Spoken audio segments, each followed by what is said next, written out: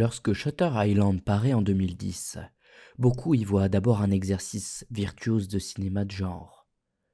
Martin Scorsese, cinéaste associé aux fresques criminelles, aux figures de la culpabilité catholique et aux portraits d'hommes dévorés par leur propre violence, semble s'aventurer sur le terrain du thriller psychologique à twist. L'affiche promet une enquête, une disparition mystérieuse, une île battue par les vents et un hôpital psychiatrique aux murs épais. Le spectateur est convié à une intrigue labyrinthique. Deux marshals fédéraux débarquent sur une île isolée afin d'élucider l'évasion improbable d'une patiente internée pour avoir noyé ses enfants. L'atmosphère est saturée d'orage, de soupçons et surtout de paranoïa. Tout semble relever d'une mécanique narrative destinée à désorienter le regard. Mais réduire Shutter Island à son efficacité scénaristique serait passer à côté de sa véritable ambition. Car ce film n'est pas seulement un récit d'enquête, il est une méditation sur la culpabilité, sur la capacité de l'esprit humain à se protéger de l'insupportable, et sur la question vertigineuse de la rédemption lorsqu'aucune réparation n'est possible. Là où beaucoup de lectures se sont arrêtées à la révélation finale, Teddy Daniels n'est pas un marshal enquêtant sur une conspiration, mais Andrew Ledis, patient ayant assassiné sa femme après qu'elle a noyé leurs enfants. Il importe de déplacer le regard. Le cœur du film ne réside pas dans la surprise, mais dans la construction progressive d'un monde intérieur destiné à éviter la vérité. Il faut alors comprendre que l'île n'est pas un simple décor gothique, mais une projection. Dès les premières minutes, lorsque le ferry traverse une mer opaque et que Teddy, blême, se tient au bastingage, le film installe une traversée symbolique. Nous ne pénétrons pas seulement dans un espace géographique, nous entrons dans une conscience. L'île apparaît comme une enclave hors du monde, un territoire clos où le réel semble suspendu. Or, cette clôture est essentielle. Hors du monde, un territoire clos où le réel semble suspendu. Or, cette clôture est essentielle.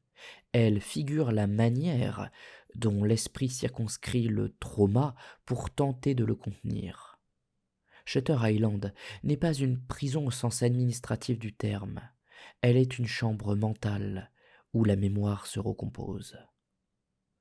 Le personnage de Teddy Daniels, interprété par Leonardo DiCaprio, est d'emblée traversé par une tension intérieure.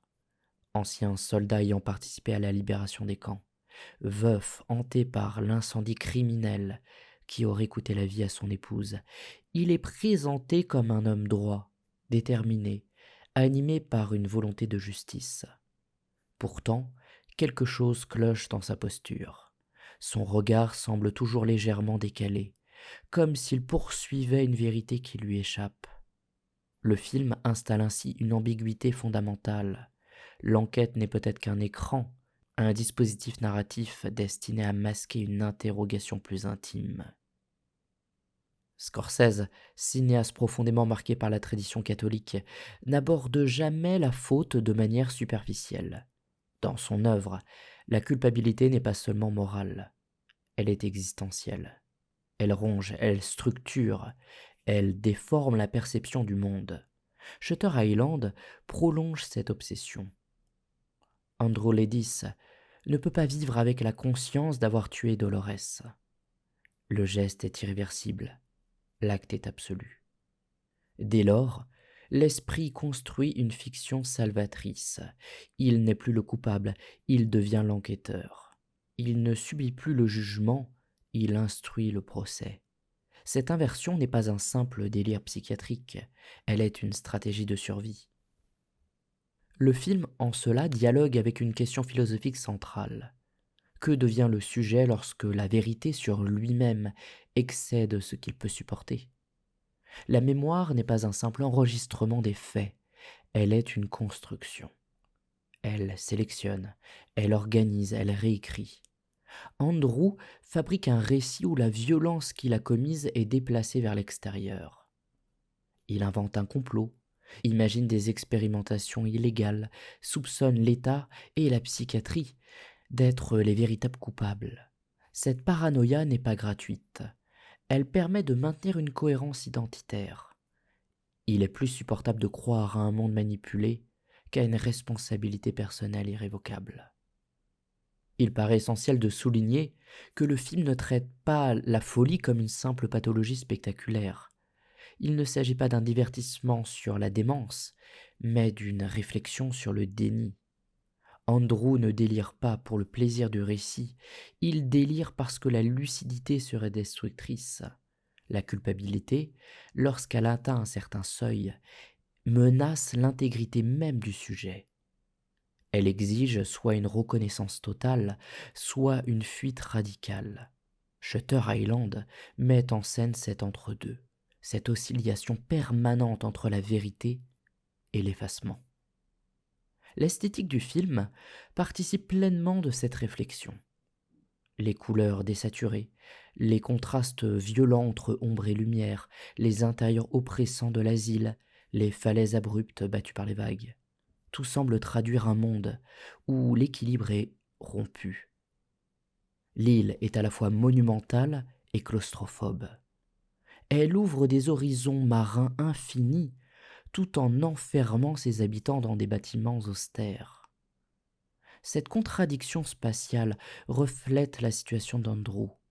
Son esprit cherche l'évasion, mais se heurte constamment au mur de la mémoire. La question qui s'impose alors est celle de la rédemption. Peut-on se racheter lorsque le mal commis est irrémédiable ? Le film ne propose pas de réponse théologique simple. Il n'y a pas de pardon explicite, pas de geste sacrificiel spectaculaire. La possible rédemption d'Andrew se situe ailleurs, dans sa capacité à affronter, ne serait-ce qu'un instant, la vérité de son acte. Lorsque la mise en scène thérapeutique orchestrée par les médecins le confronte à la réalité, le film atteint un point de tension maximale. La révélation n'est pas une délivrance, elle est une condamnation à la lucidité. Et pourtant, la dernière phrase d'Andrew prononcée sur les marches de l'asile ouvre une brèche. Vivre en monstre ou mourir en homme de bien ? Cette interrogation suspend toute certitude. Elle suggère que la conscience de la faute peut être plus insupportable que la perte de soi. Si Andrew choisit la lobotomie, est-ce une capitulation ou un acte ultime de dignité ? Le film ne tranche pas.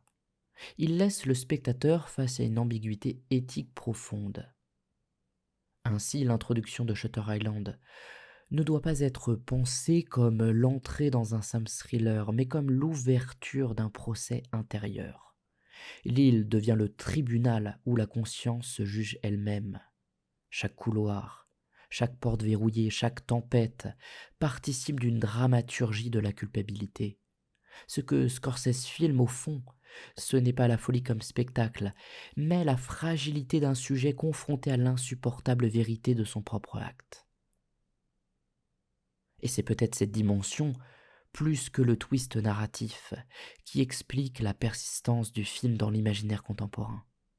Il nous renvoie à cette question essentielle, intime. Jusqu'où sommes-nous prêts à réécrire le réel pour ne pas avoir à nous regarder en face ? Si l'on accepte l'idée que Shutter Island est moins un thriller qu'une tragédie de la conscience, alors il devient nécessaire d'examiner la manière dont le film met en scène le déni comme structure active. Andrew Laddis ne subit pas passivement une hallucination. Il élabore, avec une cohérence impressionnante, un monde alternatif destiné à préserver son identité. Ce monde n'est pas chaotique, il est minutieusement organisé. Il possède ses règles, ses antagonistes, ses enjeux politiques. Autrement dit, le délire d'Andrew n'est pas un désordre, mais une architecture. Dès son arrivée sur l'île, Teddy Daniels adopte la posture de l'enquêteur méfiant. Il observe les gardiens, questionne les médecins, soupçonne une manipulation étatique. Or, ce soupçon généralisé n'est pas anodin. Il traduit un déplacement de la faute, Plutôt que d'admettre sa propre responsabilité, Andrew projette l'idée d'un pouvoir extérieur corrupteur. L'asile devient le symbole d'un système oppressif, capable d'effacer les identités et de fabriquer des coupables. Cette projection est essentielle. Elle lui permet de conserver une image morale positive de lui-même. Il n'est plus l'homme qui a tué sa femme. Il est celui qui lutte contre une injustice. Le film insiste subtilement sur cette cohérence délirante. Les dialogues entre Teddy et son partenaire Chuck semblent parfaitement rationnels. Les hypothèses avancées sur les expérimentations psychiatriques, sur les techniques de lavage de cerveau héritées de la guerre froide, sont crédibles dans le contexte historique des années 50. Scorsese ne ridiculise jamais le délire. Il le rend plausible. Ce choix esthétique est fondamental car il suggère que le déni n'est pas nécessairement absurde. Il peut être d'une redoutable intelligence. La paranoïa d'Andrew n'est donc pas un caprice narratif. Elle est la manifestation d'une logique défensive. Face à un acte irréparable, le meurtre de Dolores après la découverte des corps de leurs enfants noyés, son esprit construit une fiction dans laquelle la violence est toujours ailleurs. Les médecins deviennent suspects, les gardiens menaçants, l'île un laboratoire clandestin. Chaque élément du réel est interprété à travers le prisme d'une menace extérieure. Cette lecture conspirative du monde a une fonction précise, éviter l'effondrement intérieur. Il est frappant de constater que le film associe constamment le déni des éléments matériels. Les couloirs labyrinthiques de l'asile, les cellules grillagées, les escaliers étroits, les bâtiments numérotés. Tout semble organisé selon une logique presque bureaucratique. L'institution psychiatrique est filmée comme un système rationnel ordonné, hiérarchisé. En miroir, l'esprit d'Andrew fonctionne de la même manière. Il classe, il interprète, il attribue des rôles. Son délire est une administration de la réalité. Les scènes de tempête participent également de cette architecture symbolique.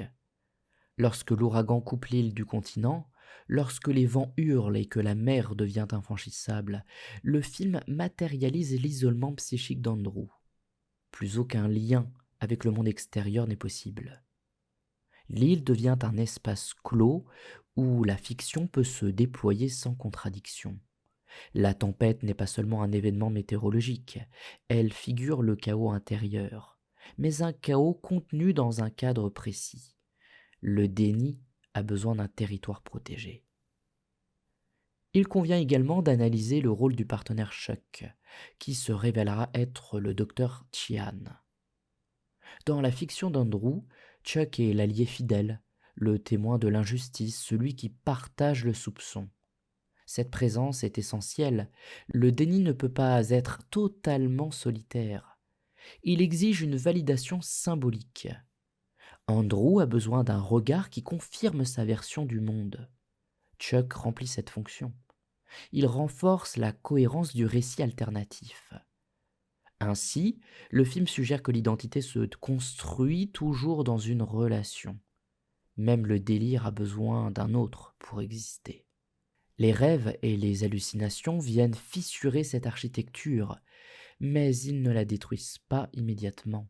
Lorsque Dolores apparaît, enveloppée de cendres, ou lorsque la petite fille morte lui murmure qu'il aurait dû sauver ses enfants, ces images ne brisent pas le déni, elles le contaminent. Le réel tente de revenir, mais il est encore intégré dans la fiction. Andrew interprète ces visions comme des indices supplémentaires d'un complot. Il transforme les intrusions de la mémoire en preuve de manipulation. Le déni se révèle ainsi extraordinairement adaptatif. Ce mécanisme interroge profondément la condition humaine. Le film ne montre pas un homme simplement fou. Il montre un homme qui refuse l'effondrement moral. Reconnaître qu'il a tué Dolores reviendrait à accepter une identité monstrueuse. Or, l'être humain se définit en grande partie par le récit qu'il se fait de lui-même. Andrew protège ce récit coûte que coûte. Il préfère croire à une machination gigantesque plutôt que de se reconnaître comme l'auteur d'un acte irréparable. Il faut ici souligner la dimension tragique de cette posture. Le déni n'est pas présenté comme une lâcheté simpliste, il apparaît comme une nécessité psychique. Le spectateur, mis dans la position d'Andrew pendant la majeure partie du film, partage son point de vue, adopte ses soupçons, ressent son indignation. Cette identification est décisive, elle nous oblige à reconnaître que nous aussi, face à certaines vérités insoutenables, pourrions être tentés de réécrire le réel. Ainsi, la première grande strate symbolique de Shutter Island réside dans cette architecture du déni. L'île n'est pas seulement un lieu d'enfermement, elle est le plan détaillé d'une conscience qui se protège. Chaque bâtiment, chaque porte verrouillée, chaque tempête participe à la mise en scène d'un esprit qui lutte pour ne pas s'effondrer sous le poids de la culpabilité. Avant même la révélation finale, le film nous montre que la véritable prison n'est pas l'asile, mais la fiction que l'on construit pour survivre à soi-même. Si le déni constitue l'architecture relationnelle du monde d'Andrew, la mémoire traumatique en est la faille. Shutter Island ne se contente pas de montrer un esprit qui se protège, il donne à voir les fissures de cette protection.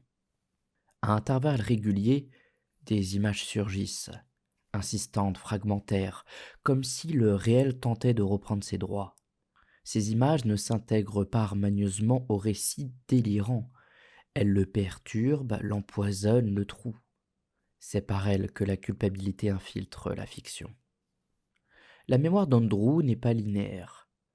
Elle est circulaire, répétitive, saturée de motifs visuels. L'incendie de l'appartement revient sans cesse. Dolores apparaît dans un halo de lumière chaude, entourée de cendres qui tombent lentement comme une neige irréelle. Elle parle avec douceur, presque avec tendresse, mais son corps se désagrège dans les bras de Teddy. Cette image est capitale. Elle condense à la fois le souvenir de l'incendie, la perte de l'épouse aimée, la destruction morale du sujet. La cendre est à la fois résidu de feu et métaphore d'une identité consumée. Le film insiste sur la matérialité de ces visions. Les cendres tombent, l'eau ruisselle, le sang coule. Le traumatisme ne se présente pas comme une abstraction psychologique. Il s'incarne dans des éléments. L'eau, en particulier, joue un rôle central. Elle est omniprésente. La mer qui entoure l'île, la pluie battante, les flaques dans les cours de l'asile, et bien sûr le lac où les enfants ont été noyés. L'eau est ambivalente. Elle purifie et elle tue. Elle enveloppe et elle engloutit. Pour Andrew, elle est le rappel constant d'un échec absolu. Il n'a pas pu sauver ses enfants. Il est significatif que Teddy souffre du mal de mer dès le début du film. Cette nausée n'est pas un simple détail réaliste. Elle traduit un rapport perturbé à l'élément liquide. Le corps réagit avec la conscience, comme si l'eau, avant même d'être associée explicitement à la noyade, était déjà porteuse d'une angoisse primitive. Le traumatisme s'inscrit dans la chair. La mémoire du camp de Dachau constitue une autre strate essentielle. Les images des cadavres entassés dans la neige, les soldats américains confrontés à l'horreur, la violence exercée contre les gardiens nazis.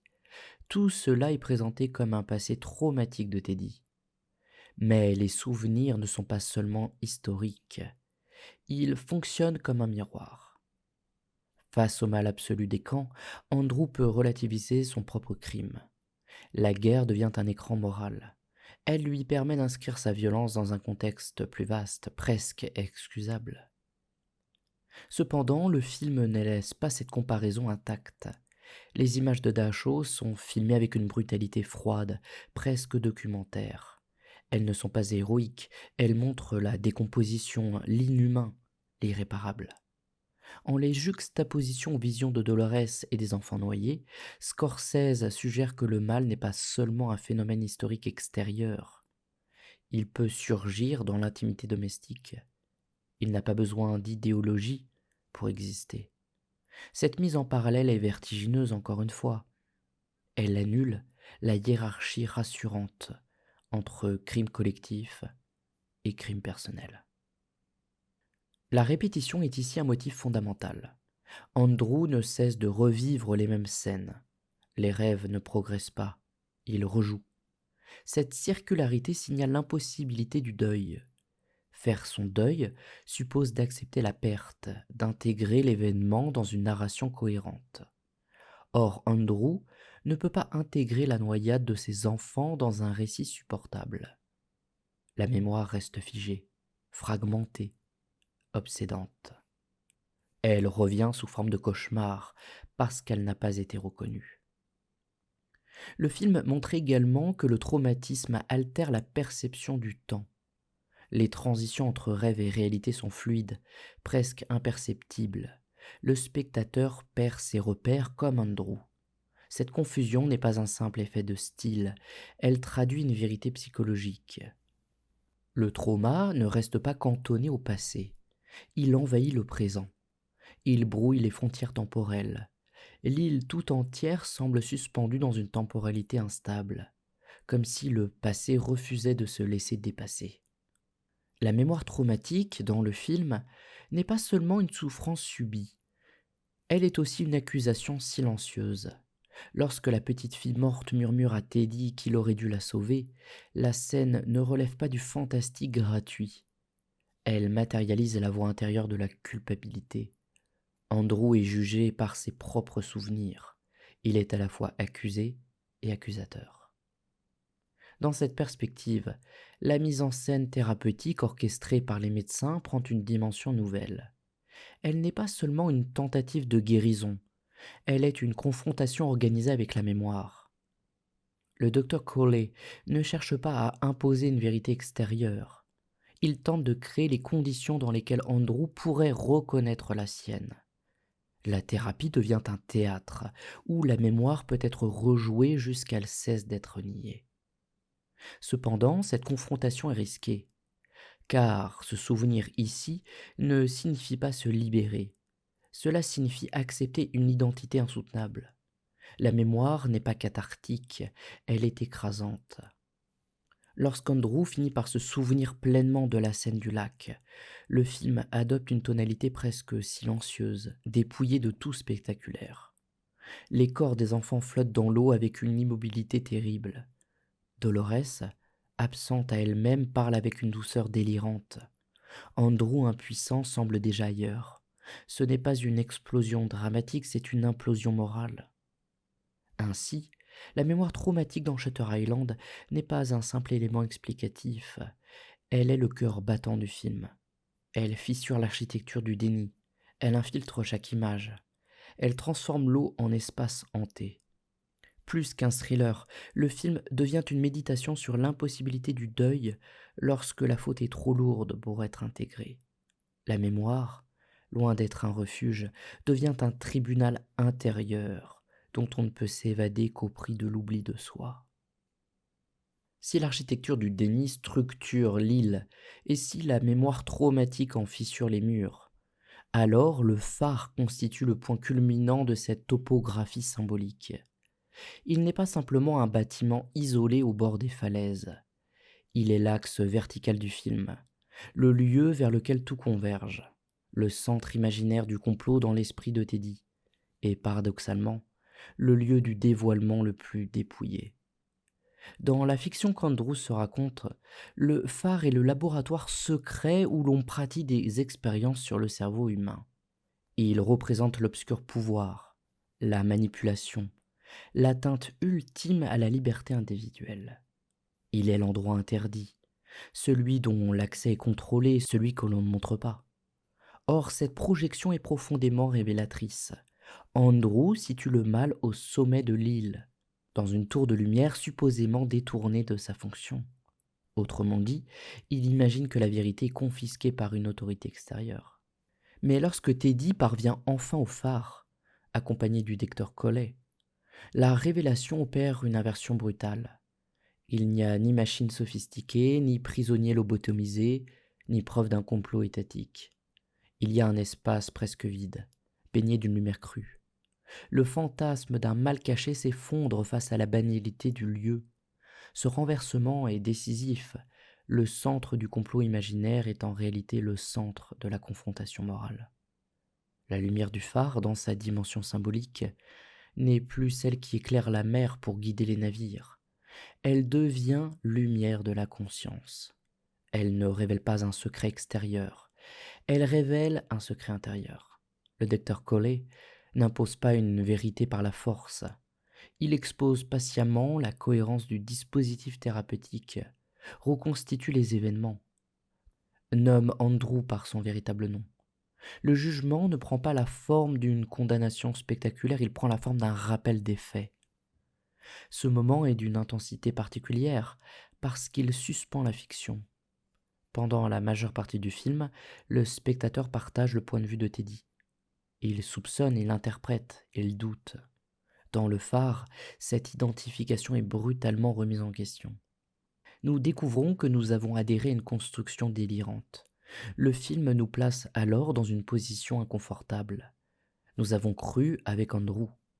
La révélation ne le concerne pas seulement, elle nous concerne. Il faut mesurer la violence symbolique de cette scène.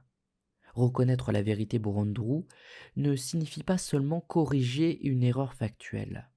Cela implique d'accepter une identité radicalement différente de celle qu'il s'est construite. Il n'est pas le marshal héroïque traquant un criminel. Il est le patient meurtrier que l'on tente de sauver de lui-même. Cette bascule identitaire est incroyable.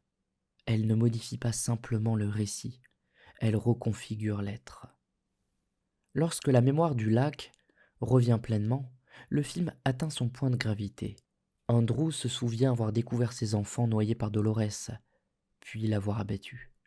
La scène est filmée sans emphase excessive, il n'y a pas de musique dramatique envahissante, pas de montage hystérisé, la caméra demeure presque immobile, comme si elle refusait d'ajouter du spectacle à l'horreur. Cette retenue renforce la dimension tragique. Le mal n'est pas spectaculaire, il est banal dans sa brutalité. Ce qui rend cette scène si bouleversante, c'est l'ambivalence de la responsabilité. Andrew est coupable d'avoir tué Dolores, mais il est aussi l'homme qui a découvert ses enfants morts, l'époux qui n'a pas su reconnaître la maladie mentale de sa femme, le soldat traumatisé par la guerre. Le film ne simplifie pas la faute, il ne la dissout pas non plus dans un déterminisme psychologique, il la laisse dans sa complexité. Andrew est responsable, mais cette responsabilité s'inscrit dans un tissu de traumatisme et d'aveuglement. La question qui se pose alors n'est plus celle du complot, mais celle du choix.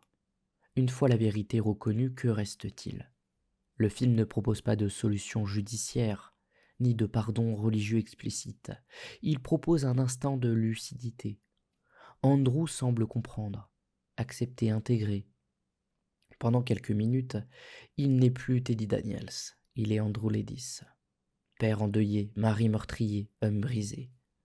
Cet instant est peut-être le seul moment de vérité absolue du film. Pourtant, cette vérité est fragile. Elle ne dure pas. Dans la scène suivante, assis sur les marches de l'asile, Andrew semble retomber dans son délire.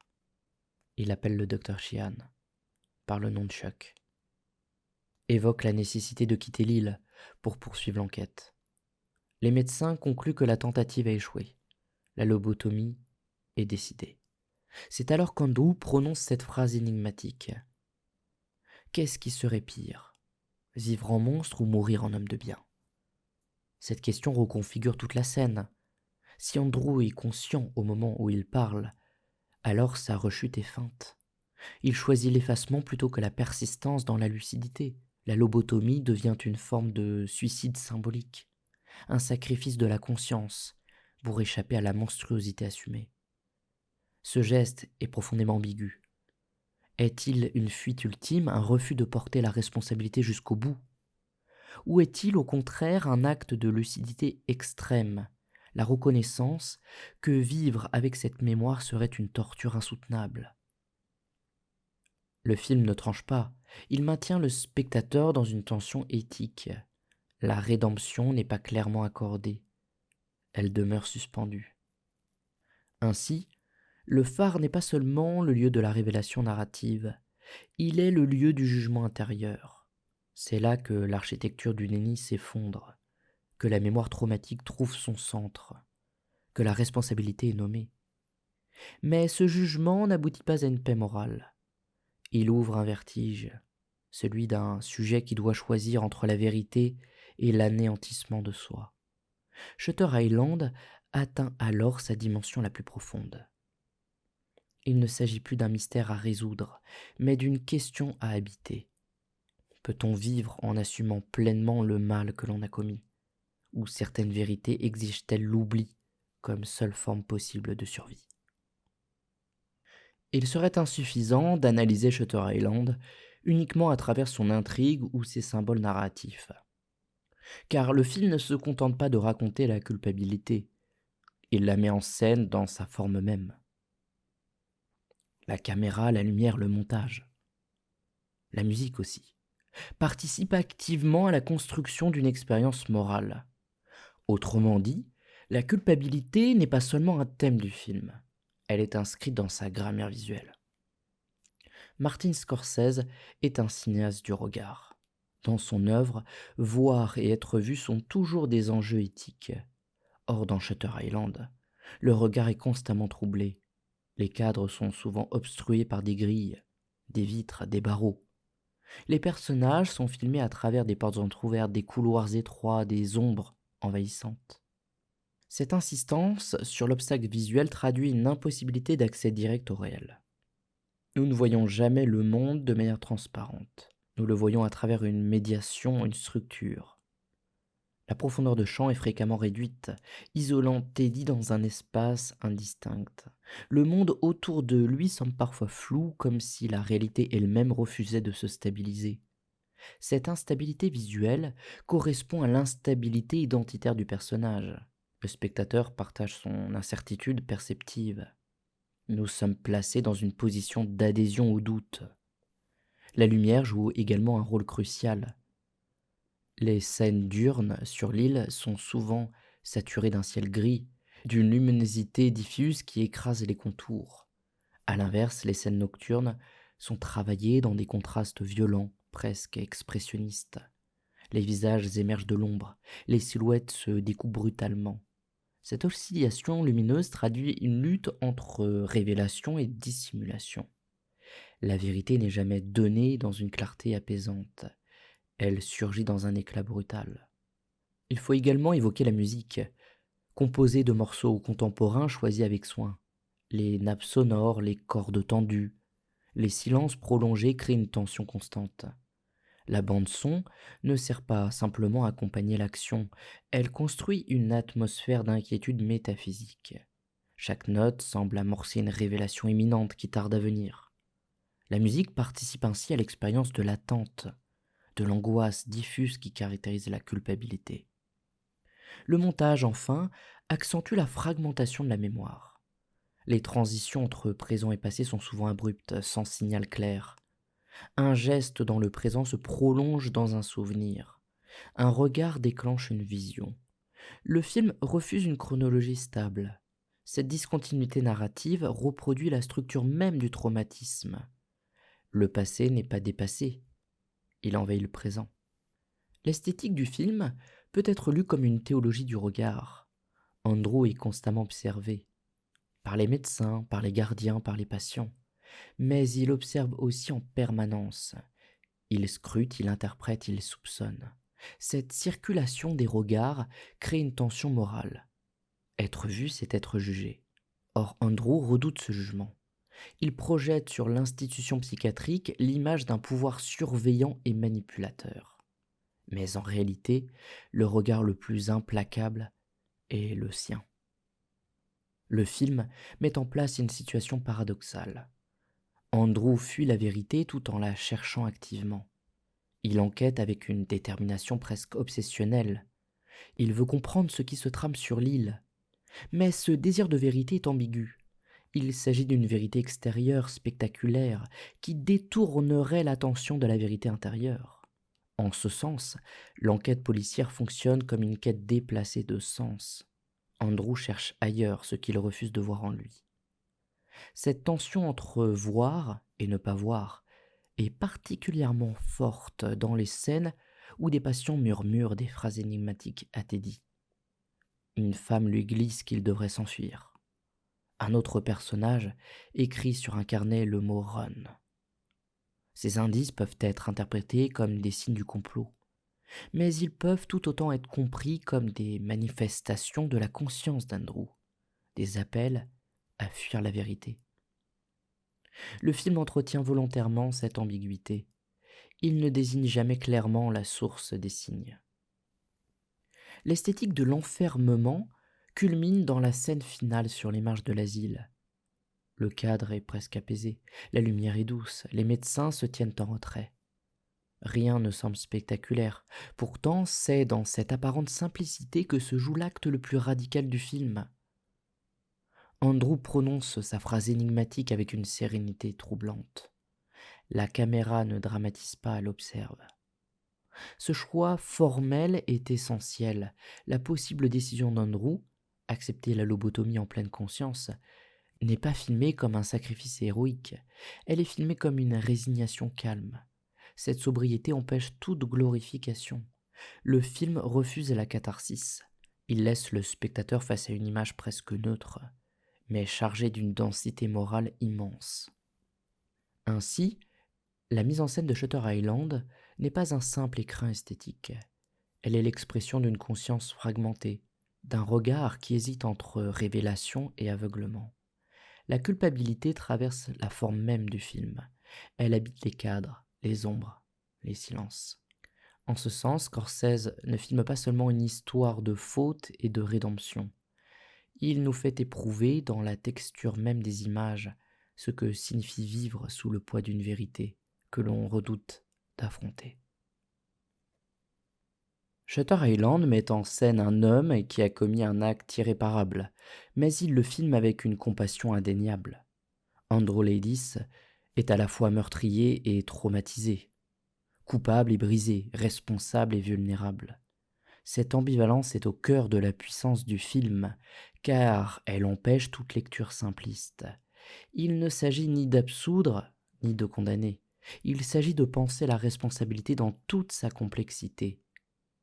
Andrew tue Dolores après avoir découvert leurs enfants noyés. Ce geste est un crime. Le film ne l'atténue pas. Pourtant, il ne le présente jamais comme une explosion de haine froide. Il est filmé comme un acte désespéré, presque suspendu hors du temps.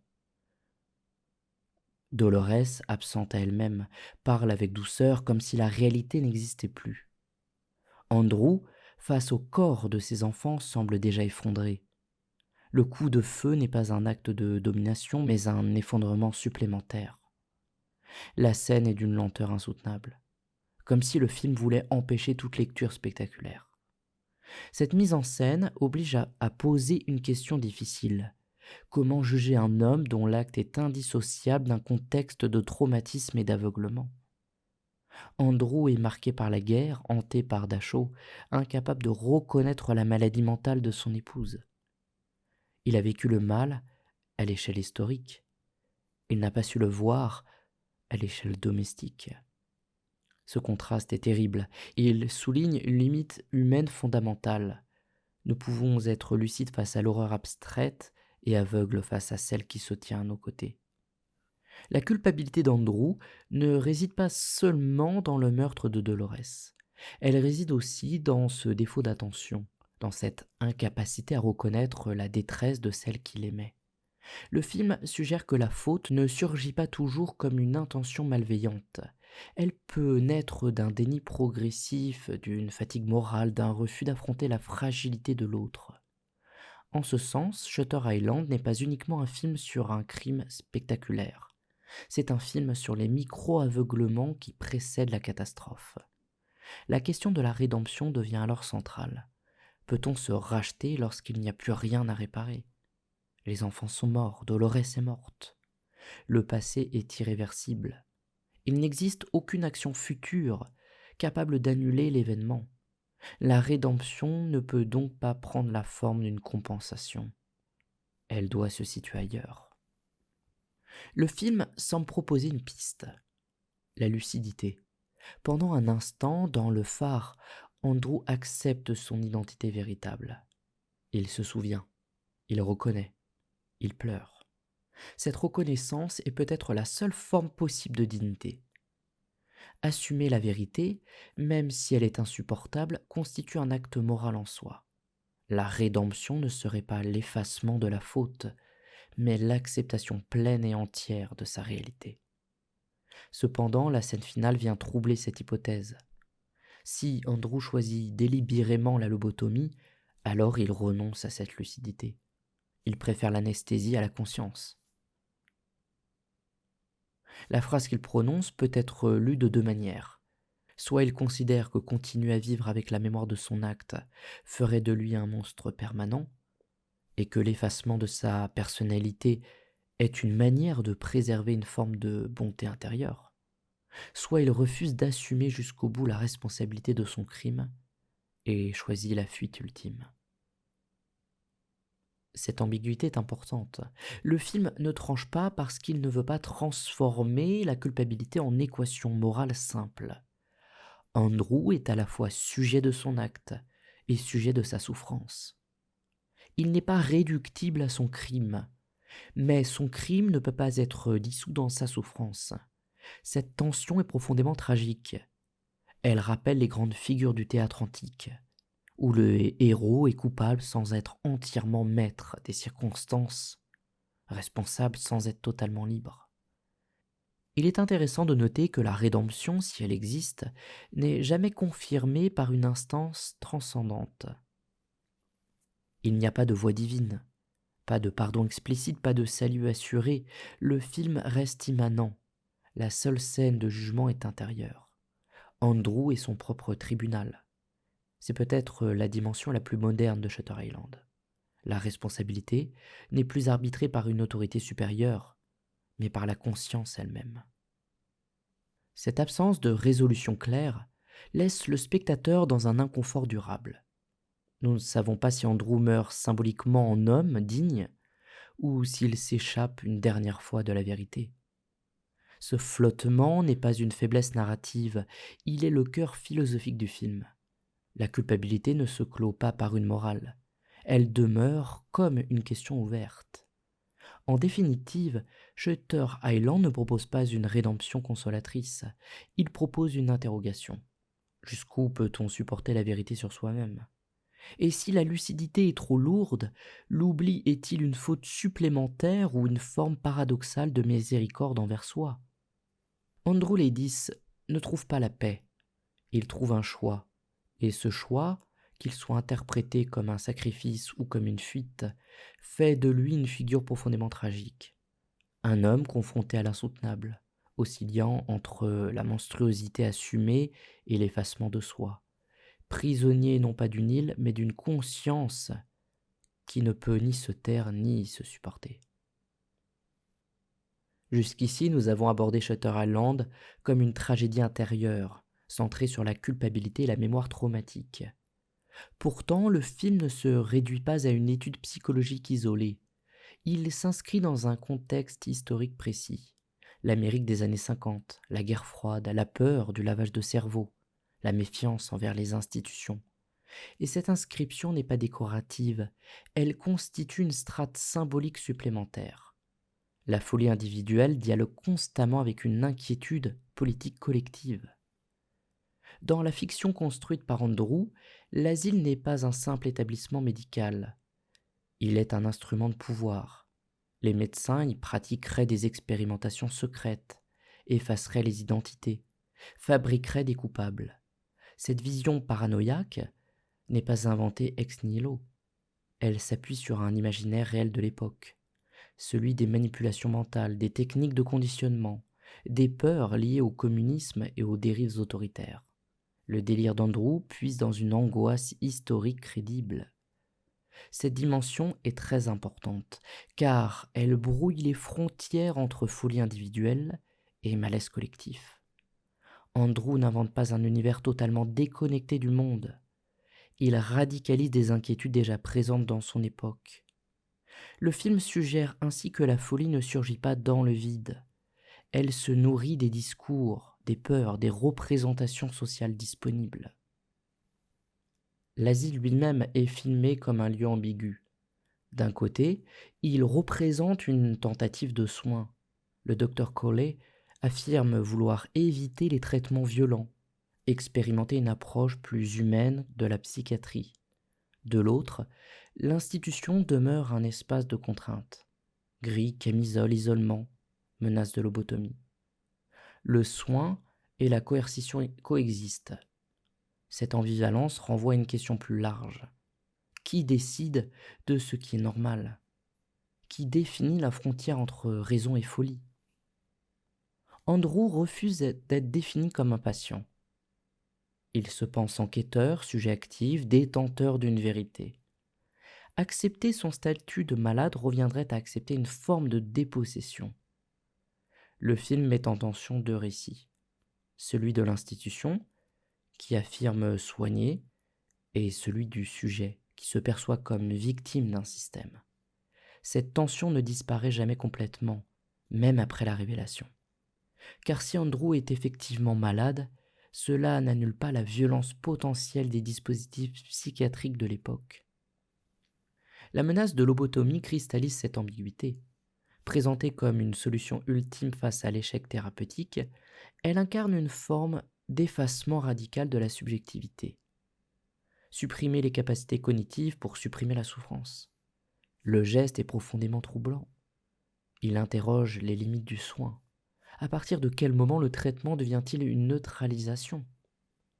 Si Andrew choisit consciemment la lobotomie, le geste change de nature.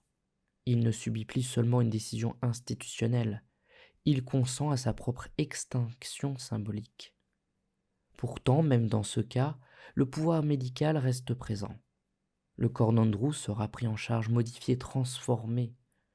La liberté individuelle se heurte à la réalité d'un système qui détient le monopole de l'intervention. Le film ne propose pas une critique univoque de la psychiatrie. Le docteur Collet n'est pas un tyran caricatural. Il apparaît sincèrement préoccupé par le bien-être de son patient. Mais cette sincérité ne dissipe pas le malaise. L'institution agit avec des outils lourds, définitifs. Elle opère dans un cadre où la normalité est une norme imposée. En élargissant la perspective, Shutter Island interroge ainsi la manière dont une société gère ces figures de l'anomalie. Andrew est un homme qui a commis un crime atroce et qui refuse d'en reconnaître la réalité. Faut-il le punir, le soigner, l'effacer? Aucune réponse ne paraît satisfaisante. La prison serait une condamnation purement punitive, la thérapie échoue. La lobotomie supprime le problème en supprimant le sujet. Cette impasse révèle une dimension politique plus profonde. Certaines formes de souffrance échappent aux catégories juridiques et médicales classiques. Andrew est à la fois criminel et malade. Il ne rentre parfaitement dans aucune case. L'île devient alors un espace liminaire, un entre-deux où la société tente de contenir ce qui la dérange. Il est frappant que l'île soit géographiquement séparée du continent. Elle est à distance, isolée, invisible. Ce choix spatial traduit une volonté symbolique d'éloigner le trouble. Ce qui ne peut pas être intégré au corps social et déplacé en périphérie. L'île fonctionne comme une métaphore de l'exclusion. Elle concentre la folie pour préserver l'illusion d'un ordre stable ailleurs. Mais le film suggère aussi que la folie n'est pas totalement extérieure à la société. Andrew est un ancien soldat décoré. Il a servi son pays, il a participé à une guerre légitimée par l'État. La violence qu'il porte en lui n'est pas née en marge. Elle a été en partie produite par l'histoire collective. La frontière entre normalité et anormalité se trouble alors profondément. En ce sens, Shutter Island ne raconte pas seulement l'histoire d'un homme prisonnier de la culpabilité. Il raconte aussi celle d'une société qui ne sait que faire de certaines blessures. L'île est à la fois un hôpital, une prison et un miroir. Elle reflète les contradictions d'un monde qui oscille entre une compassion et contrôle, soin et effacement. Ainsi, la dimension politique du film vient enrichir la réflexion morale. La culpabilité d'Andrew ne se joue pas uniquement dans l'intimité de la conscience. Elle s'inscrit dans un réseau de discours médicaux, judiciaires et historiques. Le film nous invite à interroger non seulement la responsabilité individuelle, mais aussi les cadres collectifs dans lesquels cette responsabilité est définie, jugée et traitée. Et peut-être est-ce là l'une des forces les plus discrètes de Shutter Island. Montrer que la folie n'est jamais seulement personnelle. Elle est traversée par des représentations sociales, des peurs historiques, des dispositifs de pouvoir. L'île n'est pas uniquement un paysage intérieur. Elle est aussi une construction politique, un lieu où se croisent la souffrance d'un homme et les limites d'une époque.